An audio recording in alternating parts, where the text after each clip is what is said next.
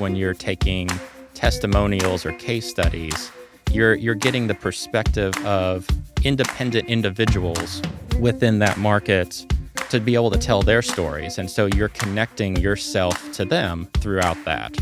So I think when it comes to stuff like podcast or really any asset you're creating, getting those multiple perspectives is really important to establishing the brand. That's Brian Grant, Associate Vice President of Marketing and Communications at Odyssey Behavioral Healthcare. Over his career, he's helped grow and differentiate B2B technology, e-commerce, and product companies worldwide. Brian joins us to talk about how podcasting can be a key way to nurture client relationships. He also discusses his own experience with implementing live podcasts at events and conferences. And he shares firsthand how podcasting can establish thought leadership in the healthcare industry.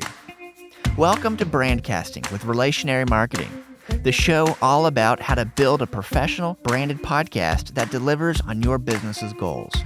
I'm your host, Clark Buckner, partner and co-founder here at Relationary. We're a turnkey podcast production agency for B2B content marketing. We help brands and agencies create engaging content to establish thought leadership, nurture key relationships, and promote events. For a recap and transcript of this episode, and to download our free 5-step guide to building a branded podcast, head on over to relationarymarketing.com/podcast. Now, let's jump in.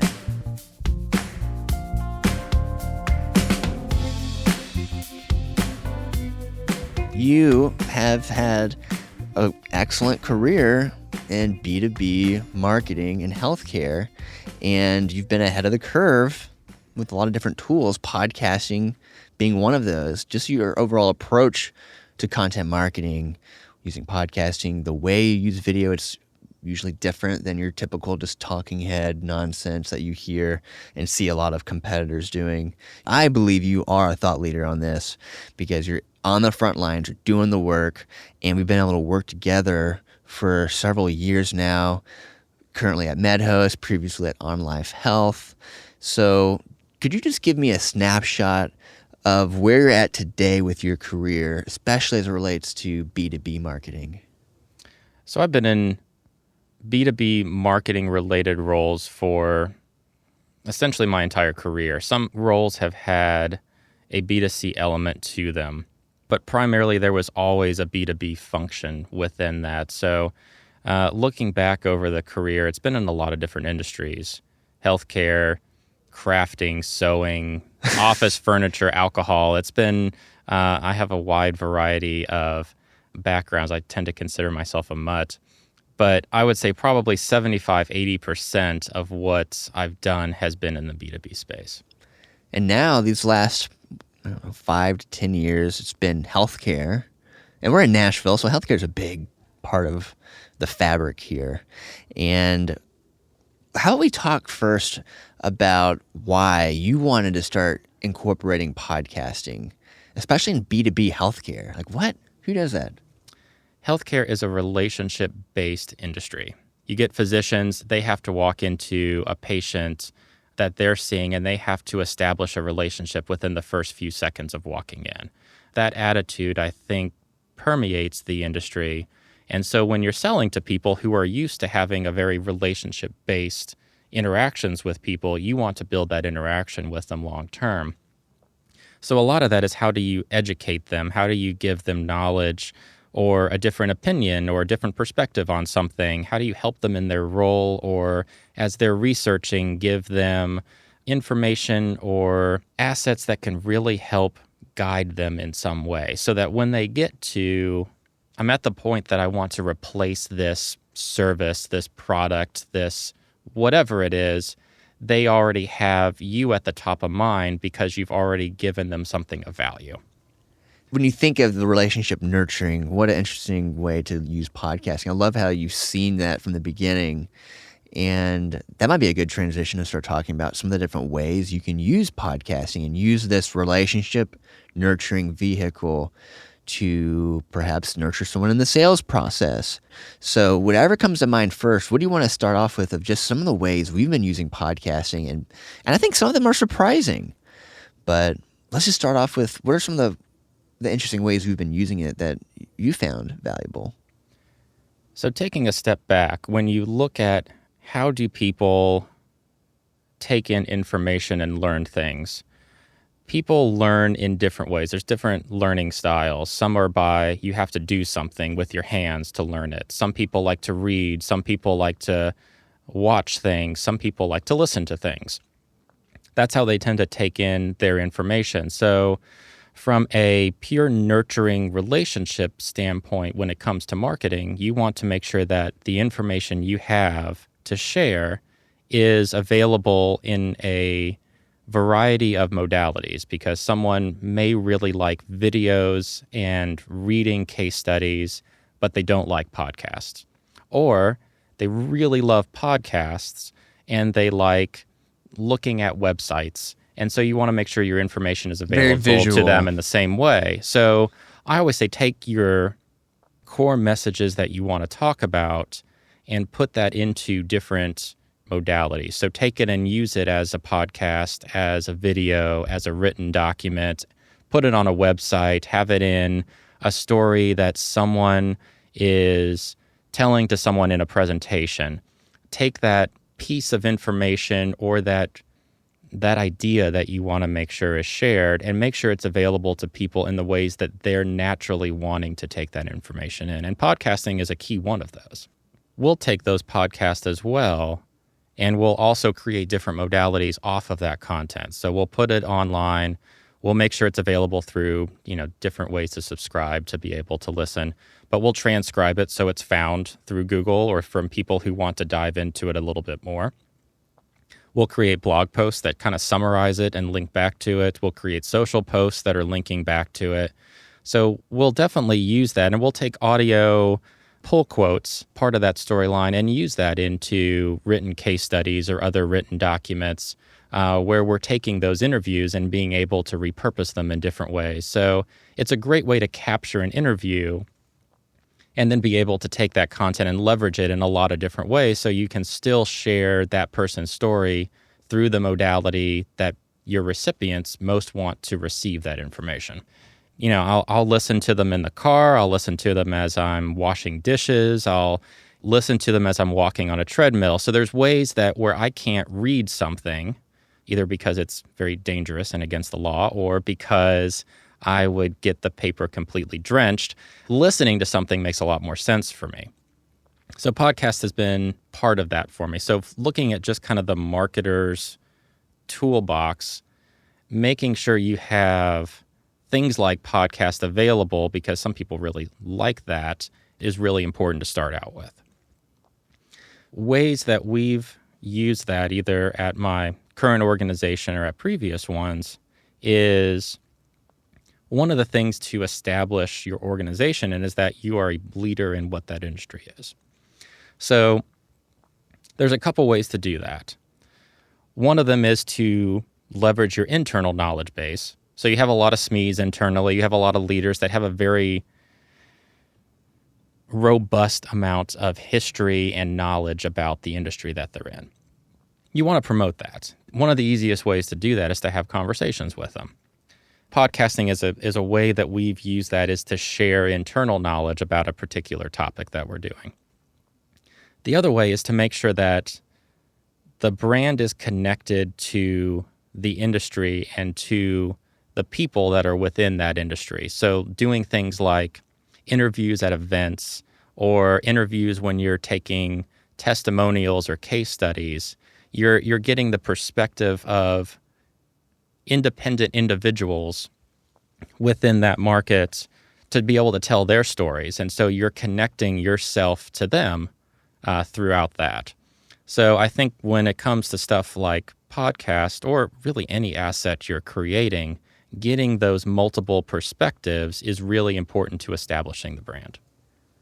I like how you're talking about it can still be entertaining or interesting to listen to, but they're trying to get to the next level. They're trying to solve a problem in their industry. They're trying to make their boss know that they have the expertise they need, or they're trying to move something forward in their organization, whatever. It has a little bit of a different purpose. And I think all the reasons we love normal podcasts, the typical podcast, when you think of stuff like that, that can still work with businesses. Yeah, I tend to think of it from a value-based marketing approach. Is usually how I look at marketing overall, is what we're producing valuable to the recipients of it. What you don't want to do is put something into the market that's just fluff, it's garbage, it's junk, because then people start to associate the brand with that. So being able to provide something of value to a physician or a clinician or someone in the business office or financial or C-suite is they have very different perspectives on what's valuable to them. So creating content that is, in marketing, you call those personas, is how you categorize individuals into buckets that you want to create content for, but making sure you have content that is going to be applicable to them. So to take your core message, you look at the different modalities. You also want to look at the personas you're talking to and make sure that that information is tailored to them. That's a really good way to think about it. And the sales side of things, let's kind of shift that way now, because when you have so many touch points, you have so many people, you want to use every opportunity you have to make good touch points, simply put. So what are some of the ways that you've seen podcasts as an asset that sales teams can use to nurture that relationship, to hopefully move the ball forward to make some big sales? So within the sales process, we try to also map content to where someone is in the sales process. At the beginning, for instance, it's more about who the company is, what are the products you have, what do they do, making sure that this company is a fit to what they're looking for. As you get further within the sales process, people start looking for more life after purchase.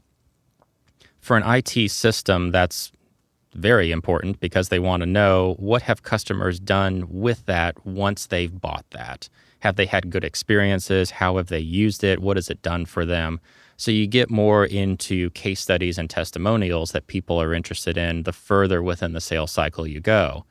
So podcasts we've used as part of our case study testimonial side to record different viewpoints from people within the different facilities, sharing their perspectives of that story that we're trying to tell, because you then start hitting different personas across the organization based on who you have recording that conversation with. So as people are looking for information, they'll go, oh, I'm a clinician. This is from a clinician.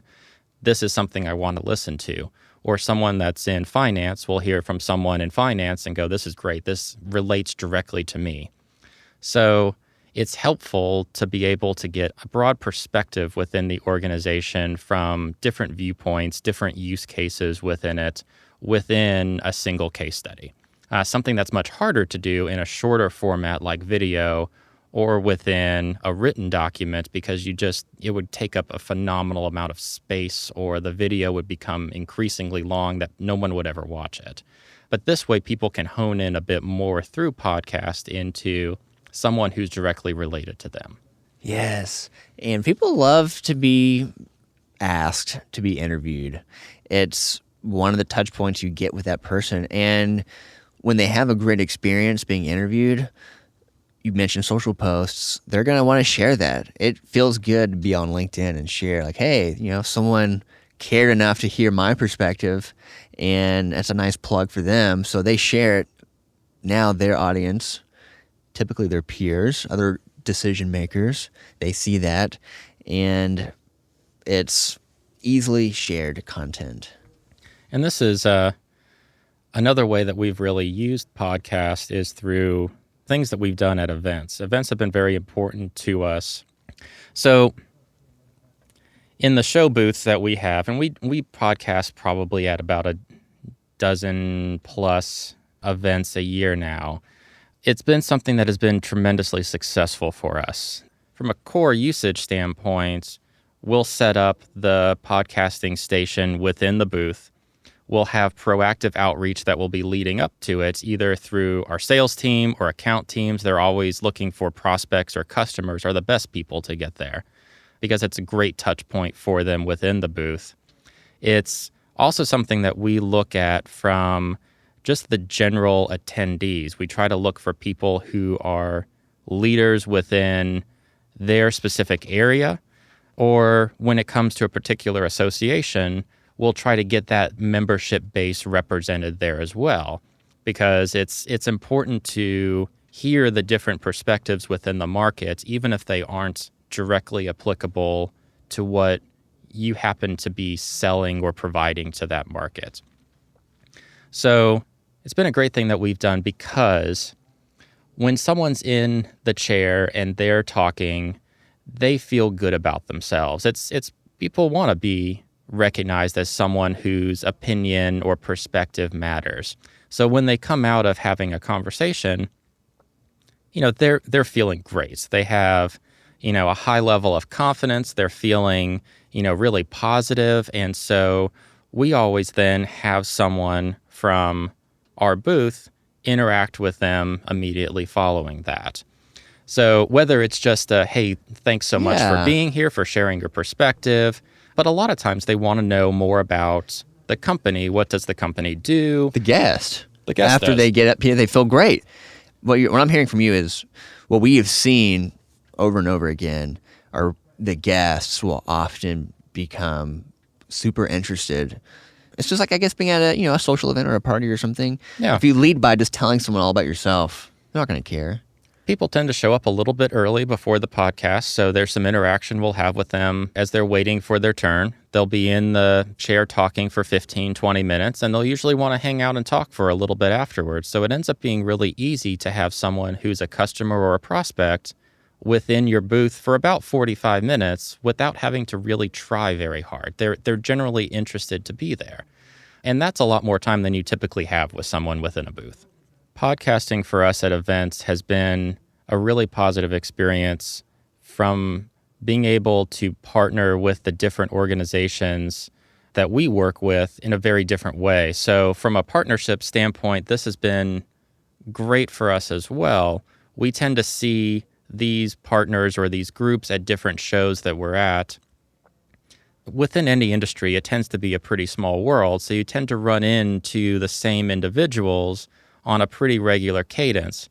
And our customers and our prospects are interested in hearing from them as well. So we love getting our partners within the podcasting seat to be able to talk about what are they seeing in their area, and being able to share things that they know are going to be going out to customers, to prospects, to people that they also work with in a different way, and be able to share their stories or their vision or where the industry is going. It's something that we've had a lot of success with. For NRHA, And that which stands for? which is the National Rural Health Association, they work with rural hospitals across the nation. We've been recording podcasts with them at their shows for the last year. And coming up is one of the first shows that we've previously recorded at in a previous year. And working with them, they were interested in taking some of those podcasts that were done, and this is with their membership base. So this is with people who are attending these shows, who are important members for them, and using those podcasts as teasers for people wanting to come to that particular conference. So they're using it as a lead up for it. They're seeing the value in those conversations, and they want to make sure that their conferences are well attended. And this is becoming important assets for them to share stories and perspectives from their member base to help them get more people there. I remember when you called me to tell me that you and your team, you had just made this partnership, and it's great that they get it, that they see the value. It's an easy thing for them. Conferences want attendance. They want to generate buzz. And this is content that they can do that with. And conferences oftentimes will want to either partner or maybe do trades to give you access to additional people, because it's a win-win-win. So when you get access to their list and they're sharing, and it's coming from them, a group that's already earned that trust with their membership base and they transfer that trust over to you, your organization, people see it. And we have that physical presence at the conference. We have our little booth set up and it looks fun. It's different. People walk up like, what is this? They see the interview happening in the moment. Maybe they ask one of the sales guys like, hey, what's going on over here? They create a dialogue. It's really fun. The last conference we did with them it had shorter exhibition hours, but they had more educational sessions that went into more days following that. We got a lot of requests from people who were genuinely disappointed that we weren't there longer. They're like, I missed being able to come and sit down with you, and I had really wanted to do that. We were booked out. So I think from people who are members and for the associations themselves, sharing perspective, sharing stories, sharing how the people who are there see the world and what they're experiencing is something that is really important to be shared and something that people really want to learn from or want to listen to. This has been something that has been a good vehicle for being able to share those stories with a much broader audience than they would normally be able to share that with. It's a great way to put it. You want to get in front of these attendees. Clearly, that's where you're showing up. And these conferences to exhibit at, it's an investment. They're not cheap. You got to spend money to even be there. And so you layer on something like this, and you can magnify how deep you can go into the visibility of a conference. This is an easy, non-threatening way to do that. And then you see the people who were recorded, they start sharing that with their networks, or their companies start sharing it with their networks. And I think it's something people are proud of. And so it's a lot of marketing that is done that happens to include your company's name without the focus being on the company. So coming from a trusted source is going to make more people want to listen to it, and then consequently and hopefully want to go and find out, well, who is this company who was doing this anyways? Why were they in that booth? So I think the opportunities to get traffic from someone who is a trusted source talking to their network is a lot more powerful than if we as a brand were the only ones sharing that information. Man, I just like going deeper and deeper. All the reasons we love this. You get traffic online, and then you get the foot traffic in the booth. It creates a buzz in the booth. And you've told me before, like when you've compared a booth before a podcast lounge gets popped up in it versus what it looks like now, it feels different. I think it is different.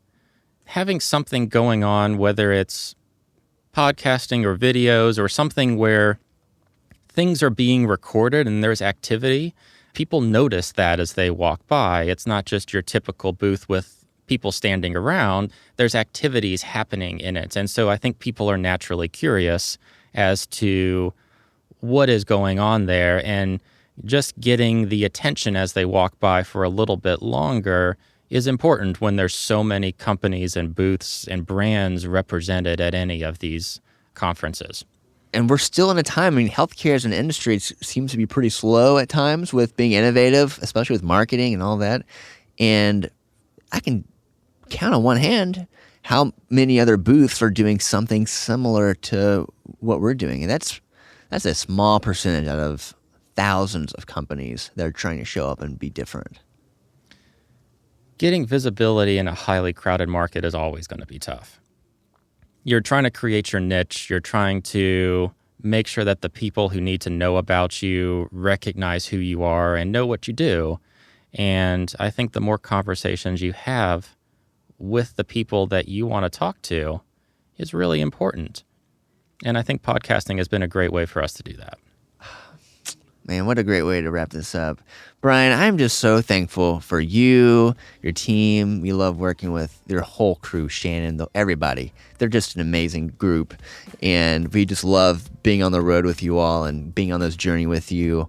And we're pioneering some really interesting things together. So thank you for being a great client, friend, and podcast pal, if I can say that. Because now we've been in the booth. We've done this. This is great, man. This is going to be some really great content that we're excited to put out there in the world. Yeah, we're looking forward to all the years to come of doing this. Thanks for listening to Brandcasting with Relationary Marketing. We're a turnkey podcast production agency for content marketing. And we'd love to hear from you. For a recap and transcript of this episode, and to download our free 5-step guide to building a branded podcast, visit relationarymarketing.com/podcast. If you enjoyed this content, please follow, rate, and review wherever you get your podcasts. Are you hungry for more helpful tips on how to build a branded podcast? Stay on the lookout because Season 2 of Brandcasting is coming soon. We've got a lot in store, including how to use podcasts as part of live events, like conferences, trade shows, and special events, all with the goal to promote brand awareness, connect with new customers, and amplify the experience for attendees. Brandcasting is a production of Relationary Marketing. This episode was produced by Simon Mack and executive producers, me, Clark Buckner, and Chuck Bryant, with editing by Dylan Caro, music by Jess Gromit, and additional production support provided by Anthony Luciani, AJ Myers, Riley Wallace, and Jasmine Merriweather.